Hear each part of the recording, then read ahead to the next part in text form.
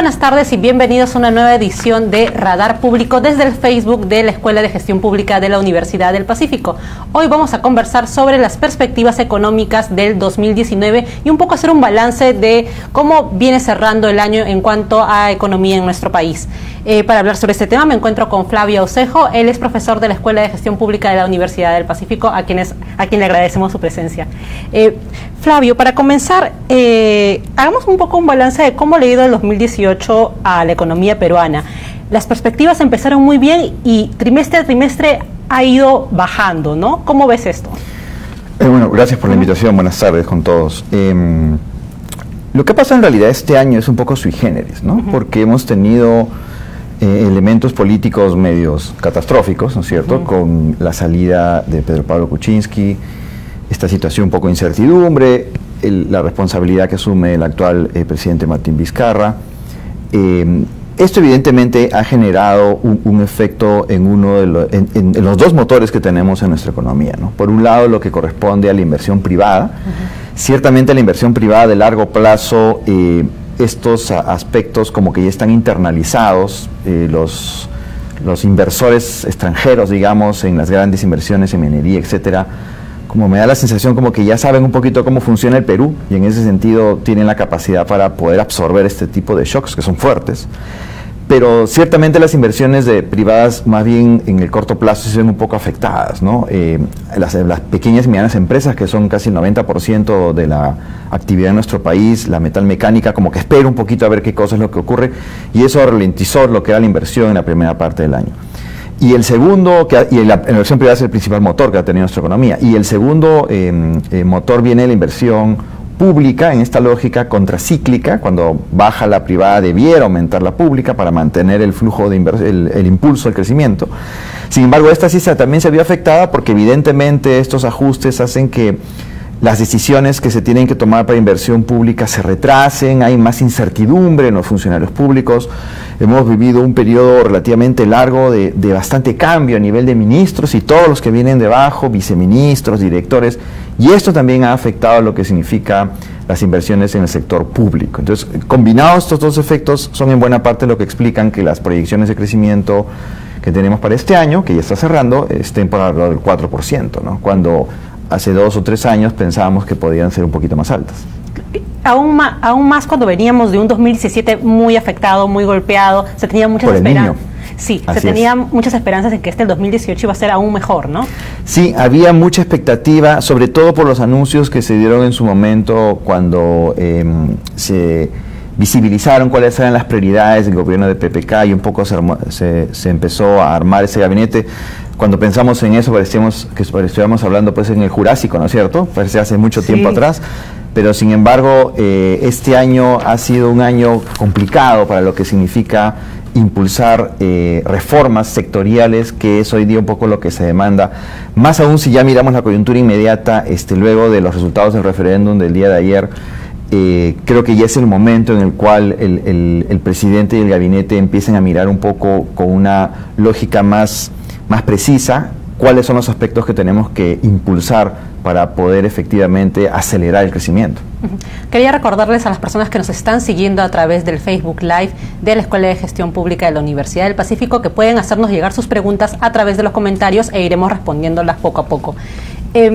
Hace poco, en declaraciones a la prensa, Julio Velarde dio unas declaraciones, valga la redundancia, que causaron un poco de incomodidad, ¿no? Muchos comentarios. Sí, muchos comentarios, ¿no? Sobre que realmente estos sucesos de corrupción no afectaban la economía, como que sí realmente se daba una buena imagen porque finalmente se estaba enjuiciando a estas personas, ¿no? ¿Cuál es tu opinión al respecto? A ver, en términos de números, ya la Contraloría General de la República hace un buen tiempo hizo un cálculo de cuánto afecta la corrupción a la economía peruana, ¿no? Según esos cálculos, que pueden haber unos comentarios sobre el mecanismo que se utilizó, casi podían representar hasta 1 y hasta 2% del PBI al año, ¿no es cierto? El hecho de que como sociedad, digamos, ¿no? A partir de revelaciones, primero en lo que ocurre con el escándalo de Odebrecht y luego con lo que se ha llamado lavajato y luego con este tema de los audios legalmente obtenidos que se le llama el lavajuez, ¿no? Estas situaciones en realidad y la forma como con tropicones y todo, el Estado está siguiendo estos procesos. Yo creo que efectivamente son una señal hacia los inversionistas en donde existe un cierto nivel de gobernabilidad en el país y que los sistemas de justicia son capaces de poder identificar a estos actores y procesarlos, ¿no? Ciertamente hay muchos comentarios por respecto a cómo se están llevando adelante estos procesos, pero me da la sensación que sí dan la señal correcta y yo interpreto las declaraciones del presidente del Banco Central en esa línea, ¿no? Claro, los hechos de corrupción puede ser que no afecten la economía en lo inmediato, en la medida en que como sociedad no seamos capaces de efectivamente llevar adelante un procedimiento que permita una sanción a quienes resulten responsables. Me parece que eso sí tendría un efecto severo en la credibilidad del país. Y definitivamente eso afectaría a indicadores como gobernabilidad y podría tener incluso un efecto en indicadores que son tan importantes para la inversión como la confianza, que afecta a la tasa de interés, ¿no? El riesgo país que le llaman. Entonces, yo creo que la lucha contra la corrupción, como se le llama, hay que mirarlo un poco en ese contexto, ¿no? También tengo la impresión que el gobierno del presidente Vizcarra me parece que podría ser un poco más intenso en generar los mecanismos para hacer básicamente dos cosas, ¿no? Uno, en los procedimientos que se siguen en el Estado, identificar identificar lo que se llama, lo que Transparencia le llama los espacios para la corrupción, ¿no es cierto? Es decir, todos los procedimientos en los que los ciudadanos están inmersos en interacción con el Estado y las empresas están inmersas, definitivamente tienen en algún momento la participación de un funcionario público o de un directivo público o de un servidor público que ejerce su discrecionalidad. Y ahí hay un espacio para la corrupción. Entonces tienen que existir los mecanismos para detectar esos espacios y una vez detectados generar los procedimientos para que haya transparencia y rendición de cuentas, de tal manera que la decisión se tome de una manera que existan la evidencia y las razones de esa decisión. Me parece que todavía hay mucho trabajo por hacer en ese aspecto, ¿no? Y lo otro definitivamente es que los procedimientos, una vez que se ha detectado este comportamiento que no va con la ética que tiene que tener un servidor público, inmediatamente los procedimientos funcionen para que haya una sanción, ¿no? Creo que ahí también hay otro elemento que, claro, no depende del Ejecutivo nomás, tiene que ver con el sistema de justicia penal, pero creo que ahí el sistema se está demorando mucho, ¿no? Miremos los cuestionamientos que existen al actual comportamiento del fiscal de la Nación. Ha habido una nueva elección de presidente del Poder Judicial, ya algunos analistas han señalado algunos comentarios al respecto, va a iniciar una nueva gestión el próximo año a cargo del Poder Judicial. Entonces, la celeridad es una señal, el que no haya celeridad no es una buena señal, ¿no? Porque da la sensación en el ciudadano a pie de impunidad. Ahora, esto es por el lado de lo que se puede hacer por el lado del Estado. Hablábamos antes de empezar este live de la importancia del papel del sector privado. Así es. ENCADE ha sido uno de los temas que se ha tocado, ¿no? Nosotros hablamos de la corrupción y normalmente nos concentramos desde el rol que tiene el actor en el Estado, pero para que haya un corrupto tiene que haber un corruptor. Entonces también hay una responsabilidad en lo que tiene que ver con el buen gobierno corporativo en las empresas, ¿no es cierto? Sobre todo en aquellas empresas que desarrollan proyectos de gran envergadura como proyectos de infraestructura, etcétera. Es importante que también el sector privado, a través de sus organismos que los representan, CONFIEP, Sociedad Nacional de Industrias, también tienen que hacer un trabajo propio para poder detectar aquel comportamiento que no va con una ética empresarial que esté pensando en generación de valor, ¿no? Otro factor importante para determinar si la economía le va bien o no es el factor externo, ¿no? ¿Cómo estamos en ese sentido? Tenemos la guerra, por un lado la guerra comercial entre China y Estados Unidos. ¿De qué tanto nos afecta esto? Eso sí nos afecta ciertamente, ¿no? Nosotros somos una economía que básicamente depende de productos que van al mercado exterior, ¿no? Harina de pescado, minerales, cobre, ¿no? Toda aquella tensión, conflicto que exista en países que son los que compran estos productos definitivamente nos va a afectar, ¿no? Entonces, las tensiones que hay hoy en día entre China y los Estados Unidos, tiene un efecto en el precio de los mercados internacionales. La posibilidad de que la economía china no crezca a los ritmos que tiene que tener definitivamente nos va a afectar, ¿no? Si a eso le añades elementos como los problemas que podemos enfrentar frente a alteraciones climáticas, hay una 85% de probabilidades de que haya un fenómeno del Niño, ¿no es cierto? Distinto al tema del niño costero, un fenómeno del Niño. Esto afecta evidentemente, sobre todo en las regiones del norte, que ya fueron golpeadas hace algún tiempo, hace unos meses, y a eso le añades el hecho que tenemos todavía una situación con respecto a la inversión pública que no está con la celeridad que debería tener. Los últimos datos muestran que la ejecución va al 75% más o menos, y estamos a diciembre. Y a eso le añades además que ciertamente cuando uno empieza a revisar las decisiones de política sectorial en los distintos ministerios, no encuentras una claridad en términos de cuáles son las orientaciones para poder impulsar el crecimiento en sectores específicos, ¿no? Se ha hablado de un plan de competitividad, pero esas son discusiones relevantes, pero que son un poco más de largo plazo, ¿no? Entonces, este escenario no pinta una cosa pues muy interesante como para el próximo año, ¿no? En realidad no tenemos grandes proyectos en el ducto, ¿no? Básicamente las inversiones importantes que hay ahora son los Panamericanos, la reconstrucción del norte, que además va muy lento, ¿no? Porque se ha producido la transferencia de recursos, pero la ejecución a cargo de ministerios, gobiernos regionales y locales ha sido muy lenta, es muy lenta, ¿no? Al principio se pensaron que se iban a transferir 14.000 millones, terminaron siendo 7.000, y sobre eso la ejecución es bastante menos que eso. Entonces, no te pinta un año bueno para el 2019, ¿no? Porque las variables que podrían significar y explicar un crecimiento relativamente mejor al que tenemos ahora no están siendo o mostrando una imagen positiva, ¿no? Hablabas de la ejecución al 75% ya en diciembre, ¿no?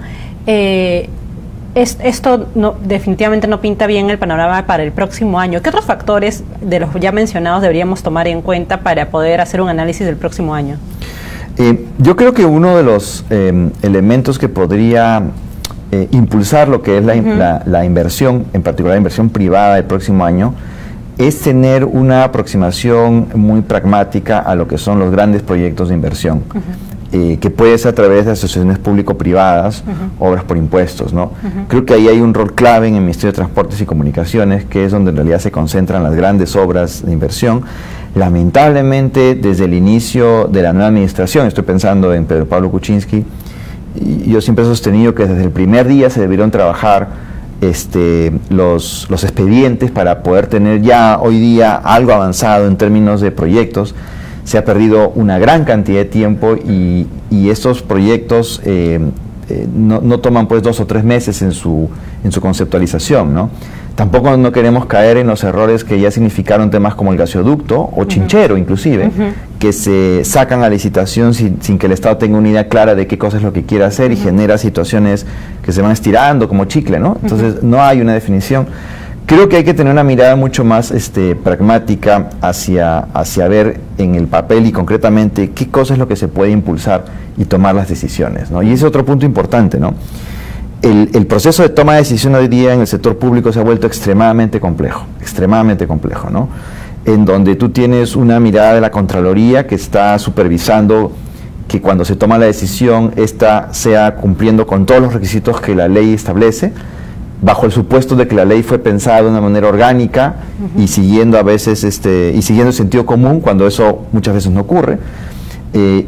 A eso le añades el hecho de los incidentes que ocurrieron hace poco tiempo con los funcionarios de Proinversión, que fueron sancionados por el Tribunal de la Contraloría para no ejercer la función pública por razones absolutamente mínimas y que eran completamente justificables y que de hecho no afectaron al Estado.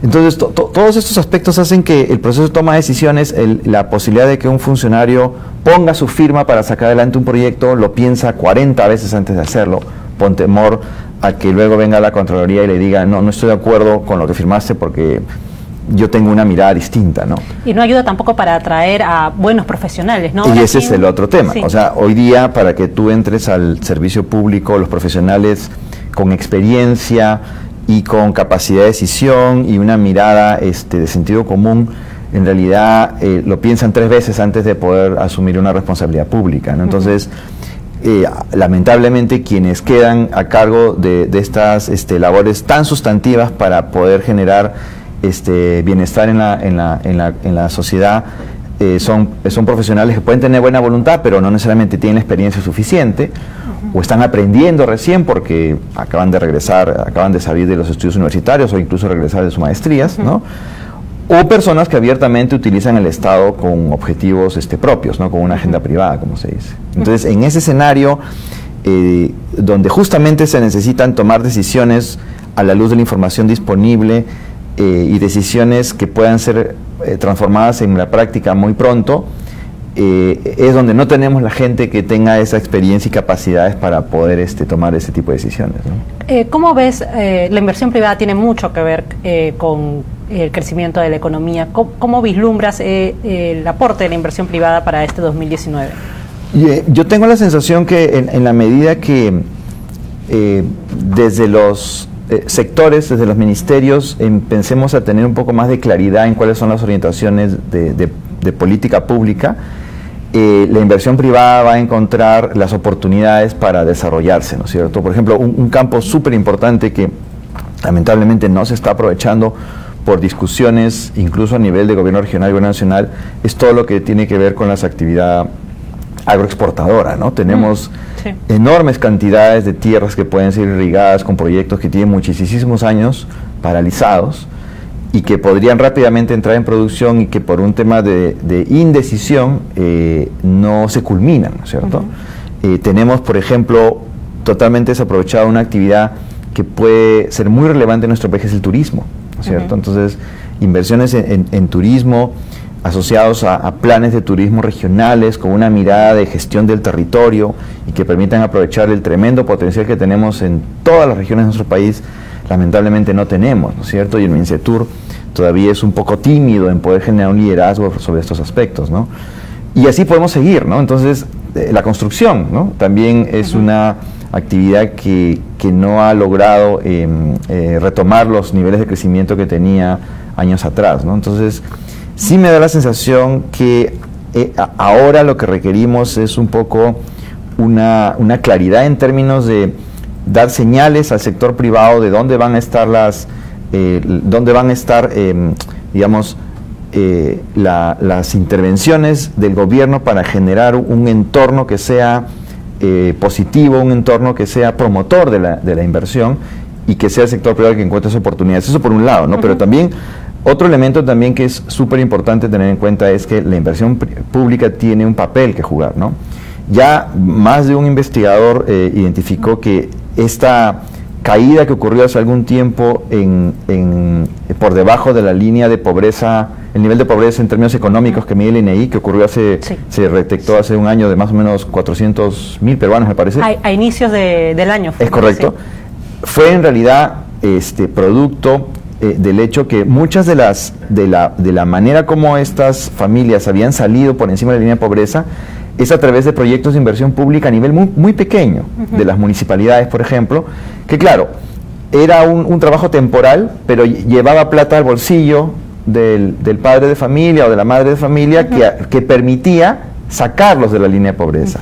El hecho de que ese ducto que llevaba inversión pública en esas municipalidades a nivel de gobierno regional se cortara, eso tiene un efecto severo sobre la posibilidad de tener este aporte en el bolsillo de los peruanos, sobre todo en aquellos que están en la línea de pobreza, que han salido de ahí, que la idea es que no vuelvan a caer por debajo de la línea de pobreza monetaria, ¿no es cierto?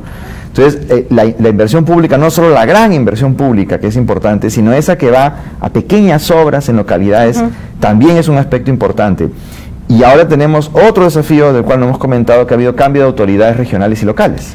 Justo tenemos una pregunta al respecto a través de los comentarios que nos llegan en Facebook. Nos preguntan, ¿cuál será el impacto del cambio de liderazgo en municipios y regiones en la ejecución de proyectos? Así es. ¿Podemos esperar una ralentización como consecuencia de las trabas burocráticas? Bueno, nos han leído la mente, porque justamente lo que ocurre es que el cambio de autoridades en la gran mayoría son autoridades nuevas, son autoridades que probablemente hayan sido en sus partidos políticos, movimientos, entrenados para ganar la elección, pero no entrenados para gobernar, ¿cierto? Yo he tenido oportunidad de enseñar fuera de Lima y conversando un poco en ciudades como Arequipa, Cajamarca, en fin, a veces me encuentro con activistas políticos, digamos, ¿no? Y en donde cuando tú les hablas de gestión pública, en su imaginario la gestión pública es venir a hacer trámites al Ministerio de Vivienda para que les den la plata para las obras de agua y desagüe. O sea, es venir a hacer gestión al gobierno nacional para que les den plata para su proyecto de inversión. En su imaginario no existe el concepto de administrar los recursos que tiene el territorio para generar bienestar en la población que está en la zona de responsabilidad, ¿no? Mucho menos hay una plena conciencia de la importancia de tomar decisiones con respecto a qué cosa es lo que quiero hacer para mejorar calidad de vida, y mucho menos todos los sistemas administrativos que se necesitan utilizar como planeamiento, presupuesto, inversión, etcétera, ¿no? Hay, sin duda, a lo largo y ancho del país hay muchos ejemplos de autoridades que incluso son severos como la anemia o la desnutrición crónica infantil, ¿no? Pero esos ejemplos están concentrados en municipios pequeños, normalmente rurales, donde hay ya un capital social, hay una densidad social que permite una operación en donde se puede, manejar sobre la base de esa capilaridad social los desafíos que enfrenta la municipalidad. Pero en municipalidades provinciales, los que asumen la responsabilidad no necesariamente saben cómo es que se tiene que hacer para manejar todos estos sistemas públicos, ¿no? Y eso tarda un tiempo en aprenderse. Puede haber mucha asistencia técnica, capacitación, como lo está haciendo el gobierno nacional en nuestras últimas semanas, pero una cosa es que tú vayas a una charla que te expliquen cómo es, y otra cosa es que estés sentado frente al terminal para ver cómo se llenan los datos del Sistema Integrado de Administración Financiera, ¿no es cierto? Entonces, yo creo que eso también es un factor adicional y que puede hacer que el activar o reactivar las inversiones sea un proceso que tenga cierto nivel de lentitud. Más allá del hecho que puede ser que la nueva autoridad decida no continuar con la obra que hacía el anterior alcalde, ¿no? O el gobernador regional, porque no le parece, ¿no? Más allá de ese hecho. Entonces ahí tenemos otro elemento que podría afectar la posibilidad de crecimiento el próximo año. Mencionaste hace unos minutos el Plan Nacional de Competitividad. ¿Qué tan importante es? Y entiendo que también hay un Consejo Nacional de Competitividad por el lado del privado, ¿no? O sea, a ver, lo que resulta siendo muy importante es que se ha generado un espacio para la discusión, tanto desde la perspectiva pública, desde la perspectiva privada, de un elemento que es sustantivo para poder lograr sacar nuestra economía de esta situación en donde depende del azar, ¿no es cierto? La economía peruana va bien si el precio del cobre está alto o bajo. No depende tanto de lo que podamos hacer nosotros como sociedad o los ministros de Economía o los presidentes de la República, ¿no? Entonces, para salir de esa situación que tenemos en la actualidad, lo que se necesita es tener una claridad de hacia cómo podemos aprovechar los recursos naturales, la dotación de capital natural que tenemos en nuestro territorio, y el aprovechamiento del mismo tiene que ver con la competitividad que como economía podemos tener con el resto del mundo, ¿no es cierto? Nosotros no somos una economía cerrada, somos una economía abierta, transamos con el mundo a través de tratados de libre comercio, y en consecuencia, en la medida en que tengamos precios que son atractivos y productos que tienen un alto valor agregado en nichos de mercado, vamos a tener la posibilidad de tener mayores ingresos, ¿no? Una de las, y esto está muy estudiado en nuestro país desde hace mucho tiempo, una de las, no sé si bendiciones o maldiciones que tiene el Perú es que tiene un poquito de un montón, ¿no es cierto? No tiene un montón de un poquito, sino tiene un poquito de un montón. Aquí hay diversidad biológica, aquí tenemos minerales, tenemos recursos pesqueros, pero no tenemos un montón, sino tenemos un poquito. En consecuencia, es absolutamente central que el Estado sea capaz de diseñar políticas públicas que permitan aprovechar esos recursos naturales que pueden ser colocados en un mercado, obviamente de manera sostenible, y a partir de eso poder generar ingresos, crecimiento y bienestar para las personas, ¿no? Tenemos un tremendo potencial, por ejemplo, en todo lo que es la parte forestal, ¿no es cierto? No solo el aprovechamiento sostenible de los bosques amazónicos, sino plantaciones en la sierra o en la costa, en zonas que no han sido bosque. Tenemos un tremendo potencial en toda la diversidad biológica que tenemos a partir de los superalimentos, quinoa, maca, todos esos son productos altamente cotizados y valorados en el extranjero. Ahora tenemos, por ejemplo, la lúcuma, también reconocida como superalimento, los arándanos, que son una tremenda estrella en la exportación. El turismo, como ya mencioné, otro sector que puede generar importantes ingresos y tiene eslabonamientos enormes. Entonces, todo eso implica pensarlo dentro de una estrategia y un plan que mejore la competitividad del país, ¿no? Y junto con ello hay que hacer algo que también se ha anunciado, pero ya hace mucho tiempo que estamos en deuda con eso, que es tener un plan nacional de infraestructura. O sea, no hay posibilidad de mejorar la competitividad del país si no mejoramos la infraestructura del país, ¿no? Tú conversas con cualquier operador logístico que atiende, por ejemplo, a la gran minería en nuestro país y te dicen, logísticamente el Perú es un desastre, ¿no es cierto? O sea, llevar uno de estos supercamiones de un puerto a la mina es una operación tortuosa, tienen que poner y sacar el peaje cada vez que pasan, o sea, logísticamente nuestro país es realmente súper difícil, ¿no? Entonces, si no tenemos una mirada en términos logísticos del país y no podemos hacer un plan de infraestructura que sea consecuente, no hay forma de poder estar hablando de competitividad, más allá de los temas de los marcos legales, etcétera, ¿no? Y ahí el desafío es que el ciclo de inversión para los grandes proyectos, por ejemplo, carreteras, según los especialistas en Ministerio de Transportes y Comunicaciones, lo mínimo es de 8 años, entre que se te ocurre la idea y ya tienes la carretera funcionando. Eso implica que si lo inicia este gobierno, probablemente lo continúe el siguiente y lo inaugure el que le sigue. Entonces, en términos de ciclo político, esas obras como que no son muy atractivas, ¿no? Porque los presidentes quieren inaugurar lo que iniciaron. Y eso hace que entonces las inversiones que se realizan, en particular en tema de infraestructura, son pequeñas, no son necesariamente las sustantivas para poder generar este desarrollo, digamos, o esta construcción, digamos, de las arterias que son las que permiten que opere la sociedad, ¿no? Porque los puertos, los aeropuertos, las carreteras, etcétera, son las vías férreas, digamos, son esas arterias que permiten que toda la cadena logística funcione. Si eso no lo tenemos funcionando, en realidad mejoras en competitividad se vuelven muy difíciles, ¿no? Y ahora que mencionabas de que justo esos proyectos son los que demoran más años, hace poco se dio ya el go para remover las tierras de la ampliación del Jorge Chávez, ¿no? Que venía bastante atrasado también. Más de 10 años, me parece. Sí, demasiado. Y bueno, también mencionabas el tema de los panamericanos. En cuanto a esa ejecución, ¿cómo va esto y cómo podría mejorar para el 2019? Porque es uno de los grandes problemas que tenemos. Uno de los problemas más serios que tenemos en las obras de asociaciones público-privadas, ¿no? Es el tema de los terrenos, ¿no?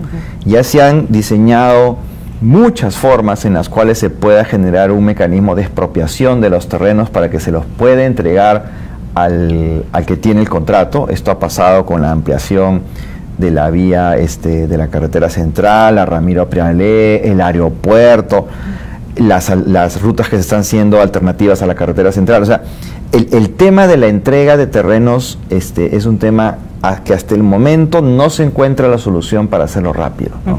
De hecho, el marco legal hoy día te permite prácticamente expropiarlo rápidamente, pero por esta situación que hemos comentado del temor del funcionario público a firmar un papel, está prácticamente inmovilizado, ¿no? Los procuradores al final o no tienen la habilidad o se encuentran atados de manos para poder iniciar estos procedimientos y en consecuencia tú tienes una obra paralizada por 1, 2, 3, 4, 10 años, ¿no? Entonces,